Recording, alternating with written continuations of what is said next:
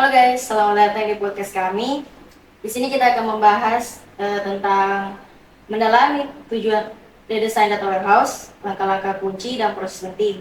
Sebelum itu, perkenalkan nama saya Cynthia Dewanggraini, angkatan 20, dan bersama narasumber saya angkatan 17, Mikael.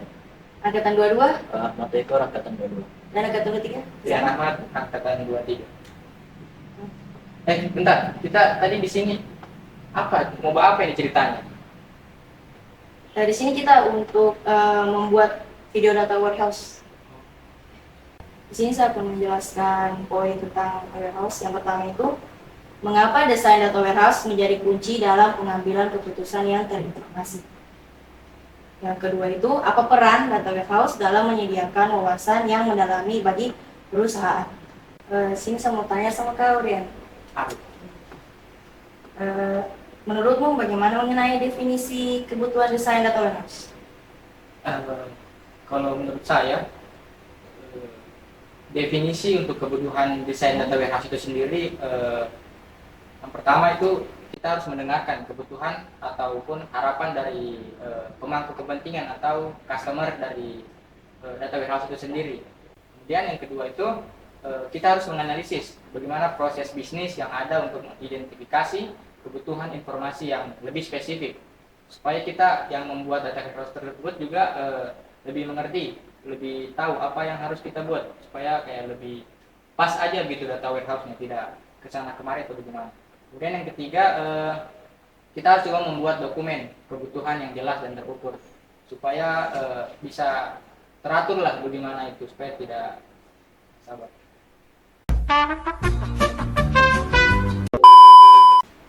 Kalau menurut Tio, bagaimana perencanaan atau perancangan desain data warehouse? Ya, baik. Kalau menurut saya, jadi dalam perencanaan penggunaannya itu kita menggunakan hasil analisis untuk sebagai gambaran dari konseptualnya data warehouse kita ini. Nah, terus kita juga membuat diagram dimensi, di mana nanti itu akan mencerminkan struktur informasi yang kita inginkan. Terus kami juga melibatkan tim lintas departemen yang memastikan konsistensi dan keterlibatan dalam tim tersebut.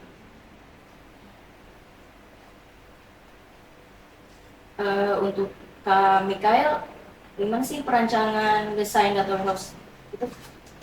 Ya, kalau untuk perancangan logis itu sebenarnya kita harus tahu dulu sih, kita mau bangun data warehouse ini di mana dia. Misalnya dia di perusahaan rumah sakit misalnya, kita harus rencanakan dulu identifikasi dulu apa masalah yang ada di rumah sakit itu kan. Kemudian setelah kita menyusun rencana, kemudian kita memilih teknik apa yang akan digunakan, memilih teknik normalisasi yang akan digunakan dengan sesuai kebutuhan bisnis.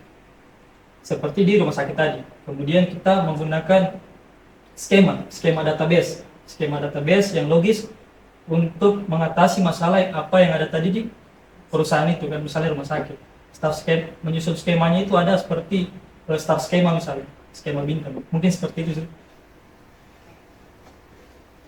Oke, kita bertanya ulang ke Tio, gimana sih implementasi fisik desain data warehouse itu seperti apa? Ya, baik. Jadi saya sendiri akan menjelaskan bagaimana implementasinya gitu. Nah, di sini kami membangun infrastruktur hardware-nya gitu dan software. Di mana di sini diperlukan untuk membangun data warehouse itu sendiri. Dan kedua, kita akan menerapkan proses ETL atau extract, transfer, dan load. Itu untuk mentransfer data ke dalam warehouse itu. Terus kami juga membuat dan mengatur struktur fisik pada database, di mana nanti itu akan menyesuaikan dengan desain logis yang telah disepakati. Itu mungkin dari saya. Oke, kita bertanya lagi sama Kak Mikael. Bagaimana sih proses pengujian dan evaluasi untuk data warehouse? Yes, untuk pengujian dan evaluasi pada data warehouse ini serasa penting. Seperti saya bilang tadi, sebuah perusahaan itu atau paling kecil lah, organisasi misalnya. Setelah kita buat kegiatan atau buat lomba atau acara misalnya, harus ada namanya evaluasi kan, agar supaya ditahu kita sudah sampai di mana nih, kita sudah sampai apa kendala-kendala kemarin kan, sehingga apa yang jadi kendala itu akan jadi pembelajaran nanti di kedepannya. Kemudian untuk data warehouse sendiri, pengujian dan evaluasi itu sangat penting. Kenapa? Karena untuk memastikan yang masuk ke data warehouse itu akurat dan lengkap. Itu yang pertama. Yang kedua, untuk menangani beban kerja yang kita antisipasi tadi. Kemudian yang ketiga, kita membandingkan hasil pengujian dengan tujuan dan apa yang akan kita rencanakan ke depan, seperti itu. Oke, dari Rian juga udah tanya tadi. Menurut Rian, kesimpulan dari pembahasan tadi ini? Kalau dari saya sendiri mungkin untuk desain apa tadi nih?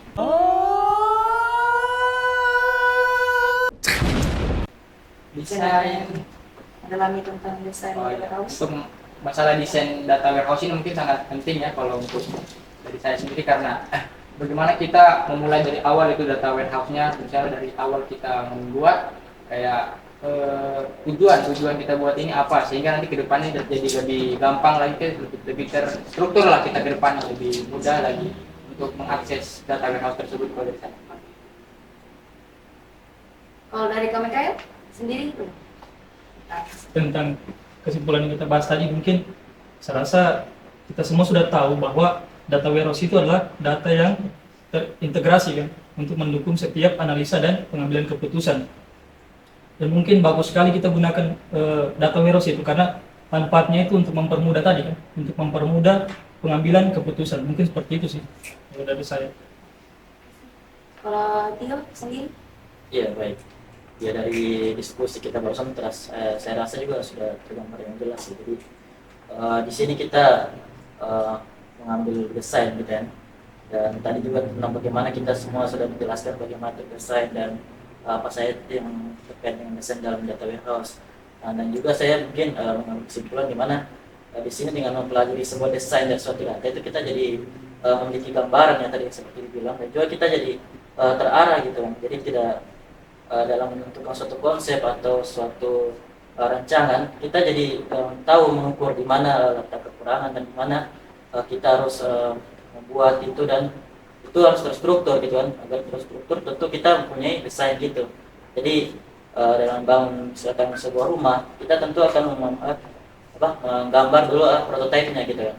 Nah, sama halnya dengan ini, kita memerlukan desain untuk membangun sebuah kerangka yang lebih untuk membangun sebuah database atau data sendiri. Sama sedikit Kak, buat tambahan sedikit dari saya mungkin untuk buat penonton yang menonton video ini. Jadi tujuan kami membuat video ini untuk mendorong pendengar untuk terus mempelajari dan mengembangkan keterampilan mereka dalam desain data warehouse itu sendiri. Sekian Kak. Oke, ini kesimpulan dari saya sendiri dari pembahasan ini. Bisa diambil yaitu pentingnya setiap tahapan dalam desain data warehouse itu untuk keberhasilan keseluruhan proyek, dan bagaimana penggunaan metodologi yang terstruktur dapat mengurangi resiko dan meningkatkan kualitas hasil.